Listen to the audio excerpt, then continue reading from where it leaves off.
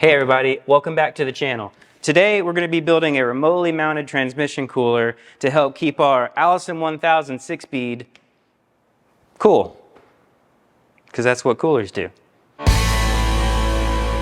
let's talk about what we got. So first up is this hyper-cool remote cooler, remote transmission cooler from Duramax. I ordered this off of Summit. It was a couple $100. It's got a cool fan on it that's reversible. It's pusher or puller style. Everything's kind of integrated on it, the structure for mounting and stuff, so it's a pretty good unit. Hopefully it does its job. What else? All right, I have some O-ringed Bossport to -10 fittings. These are actually going to fit into the side of the transmission, so we'll talk about that in a second. I also have a bunch of -1090s, and that's going to connect to these guys coming out of the transmission and into the cooler, and then some -10 flexible nylon braided hose. So that's pretty much what we have for this project. It really doesn't take a lot. So yeah, let's take a look and see where we can mount this guy. I want to keep it between the frame rails because I just don't want it to be visible from outside of the truck when everything's put together. So the exhaust downpipe comes on this side, so the exhaust is going to be running on the passenger side. So I'm thinking this is probably the best space I have right in here.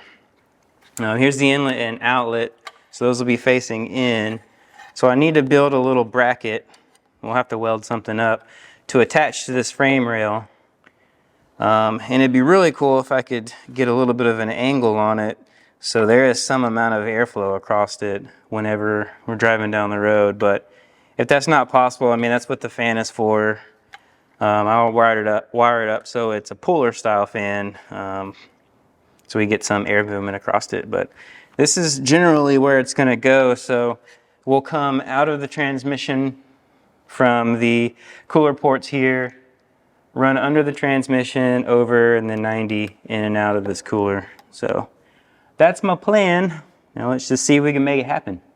All right, so in order to make a bracket for this thing, I want to draw a little template of the mounting locations for this. So in order to do that, I need a pen, and I didn't grab one.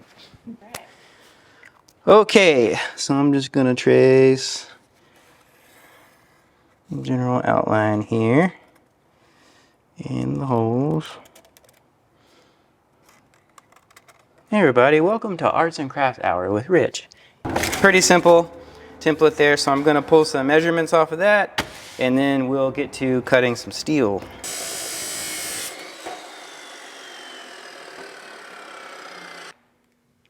All right, all my pieces are cut. I have 45 the edges so that they can fit together. Everything is in the jig, and I made sure that everything was squared up. So now it's time to get these things welded together. Make sure everything is still square. Sweet.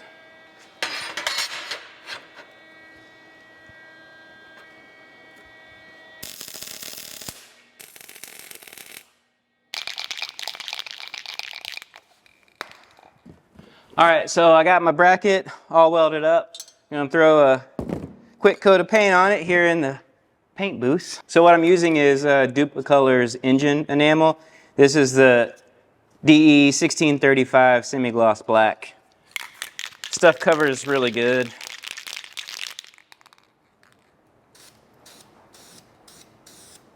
Slight change of plans. Originally, I was thinking about putting this bracket up a little bit closer to the transmission, but the frame rails come in a little bit right there. And I think that once the cooler is actually attached to this bracket with the 90-degree connections coming off the side, it'd be a little bit too close to the drive shaft, specifically where it ties into the transmission. So what I'm going to do instead is move it back here to right here. It's a wide open spot. The drive shaft will be well underneath it, so that's not a big issue. And also the front of the bed is right here, so there's just a lot more room right here. Down there, like, the cab comes down a little bit and there's not a whole lot of room up above. So I think this is where I'm gonna end up putting it. So I need to get some holes drilled in this thing and transfer it over to the frame and grab some hardware in order to fasten this down. So let's do that.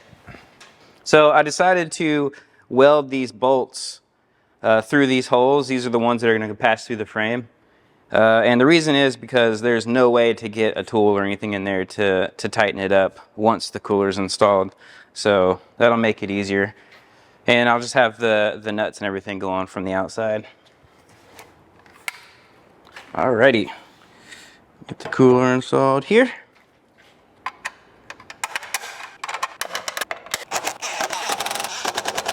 Sweet.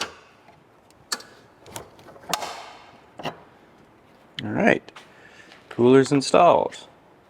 Now let's get it installed on the frame.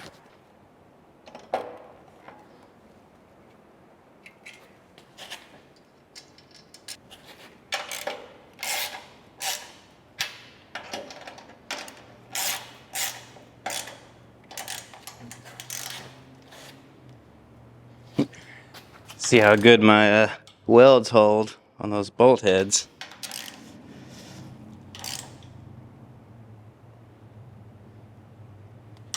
Seem like they're holding just fine.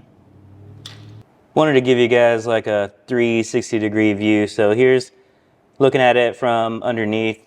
I made sure not to cover any of the actual grid there to make sure that we have maximum amount of cooling. Then looking at it from the top here. And if you get down to the level of the frame, right here, it barely, I mean, maybe a half to 3/4 of an inch sticks out above the top of the frame. But you can see where the frame over here is a little bit higher. We end up having about 3.5 to 4 inches of clearance between the top of that fan and the bottom of the bed. So that's plenty of space for the fan to pull. So yeah, I'm super happy with that. So now let's hook up our fittings and run some hose.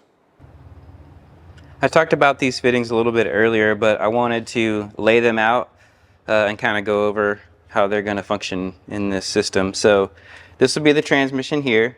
So it'll be the, oh, it's already messing it up. So we'll come out of the transmission. These fittings go together through this 90. That braided hose is going to go between here and here. Then that'll 90 into this fitting. That'll go into the cooler, out of the cooler, into this 90. Some more braided hose here, 90, back into the transmission. So I mean, it's a super simple series circuit, but just wanted to lay it out real quick. All right, first thing I'm going to do is swap out these factory GM fittings with the Bossport to -10 AN.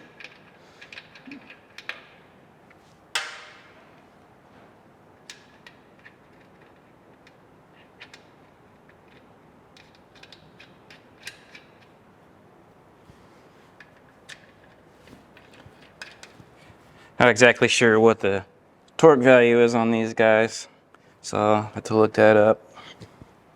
But I'm just getting everything finger tight right now. Okay, do the same thing with the cooler.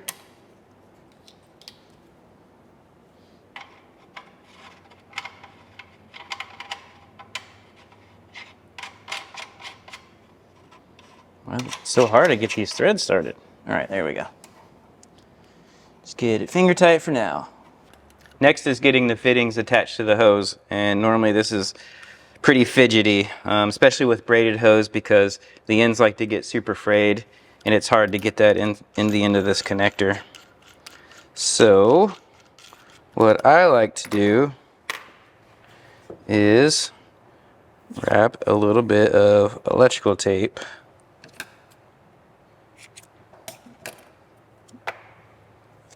around the end of this hose in order to keep those ends from fraying too much.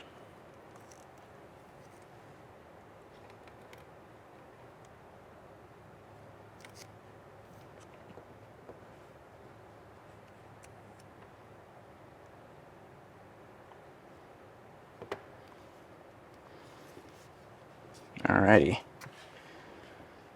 Alright, so now we're gonna try to carefully get this started.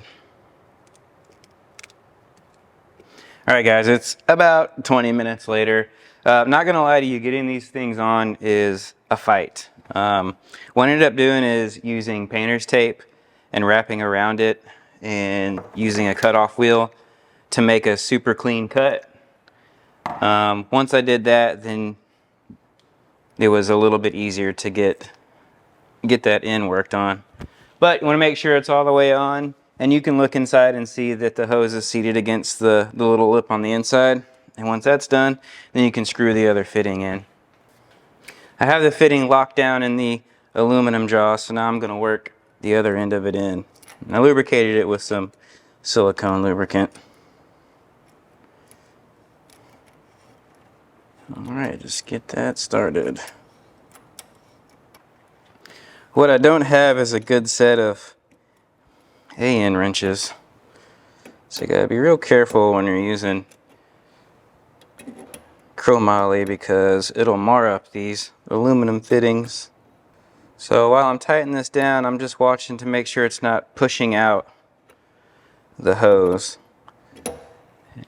And these are like super fine threads, so it's gonna take a bunch of turns to get there. All right, got my fitting on there, nice and tight. And you know, one good advantage for having your parents live right next door is surprise cheese sticks. I'm telling you. Okay, so I have one of the lines made up on both ends and connected on both ends. I kind of roughly routed it where I want it to go. So now I'm going to hook up this end on the transmission side, and I'm going to route this one along with the existing one with some zip ties so that by the time that I get to the cooler, you know, they're about the same length. So we don't have one that has like a huge loop in it, you know, because I want these to run in the same spot so I could use like the same fasteners whenever I go to lock these down. So I'm going to go ahead and do that so I know exactly where to cut the second hose, and then I'll put the last fitting on it.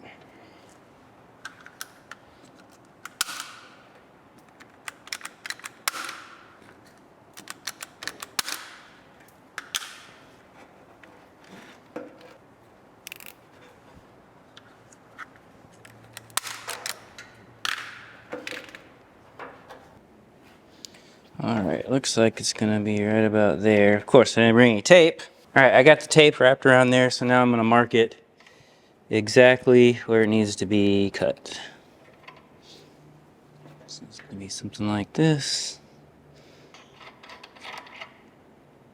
So that has about a 1/2 inch or so of thread. So it's gonna go to right about there. All right, now we know where we need to cut. All right, got my hose all made up, so now let's get it routed and installed.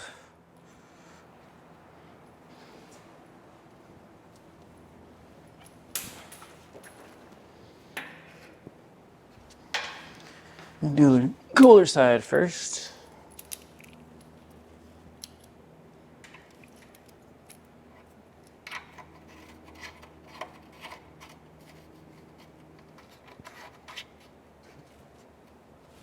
The internet told me that the torque spec for -10 AN fittings is between 30 and 35 foot-pounds, so that's what I did. But I don't have a 1-inch crow's foot to do these 90s, so I'm just gonna have to use my calibrated arm.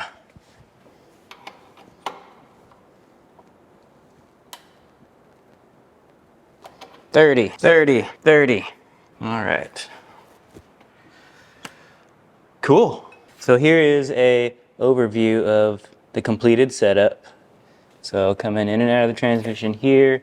I'm gonna use this fastener location to build a little bracket so I can get this up and away, because the exhaust is gonna be running right through here. So I'm gonna wrap the exhaust in heat shield, and I'm also going to wrap these lines in heat shield just to make doubly sure that I don't damage those lines at all.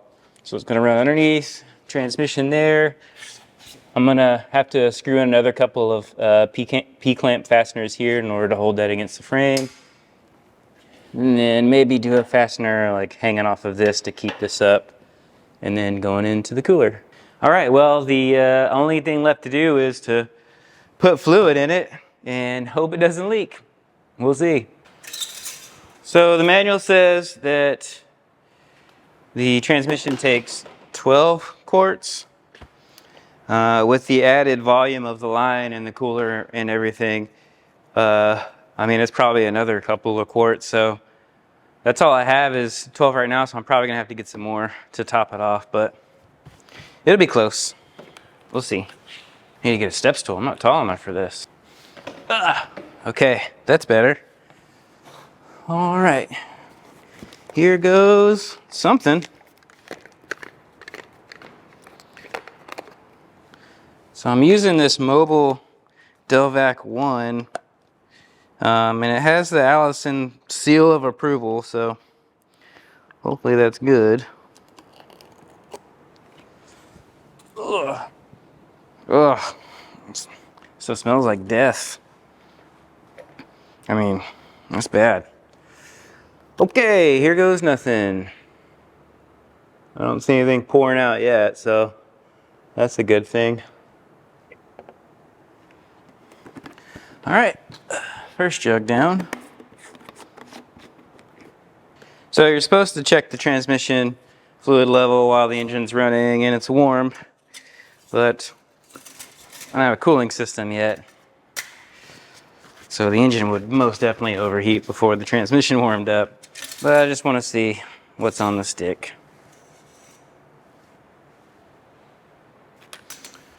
Yep. According to the stick, it's 4 gallons over full, but it needs to pump all the way into the torque converter and into the cooler and everything else. So maybe we fire the engine up for just a second, let it circulate, and see what happens. Ignition on. All right, turning it over.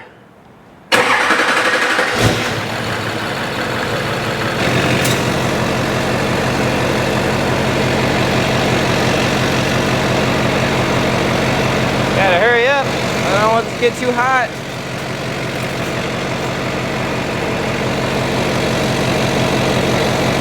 Yeah, we're gonna need to put in a little bit more.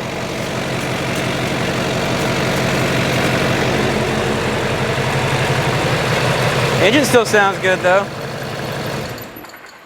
All right, I'm just checking all my fittings for leaks.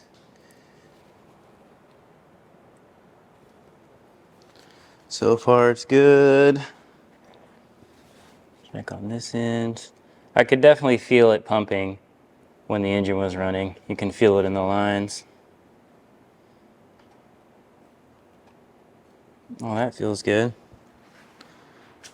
Well, so far so good. I did check the level and it was a little bit low, which, you know, as expected. We've increased the volume of the system quite a bit, so I'll have to get some more transmission fluid to top it off, but so far so good. All right, guys, that's going to do it for today's episode. Thanks so much for hanging out with me today. You know, what are we doing if we're not setting goals? And one of my goals is to have 1,000 subscribers by the end of the year. So if you like what you see, please hit that like button and consider subscribing, and I'll see you on the next one. Thanks.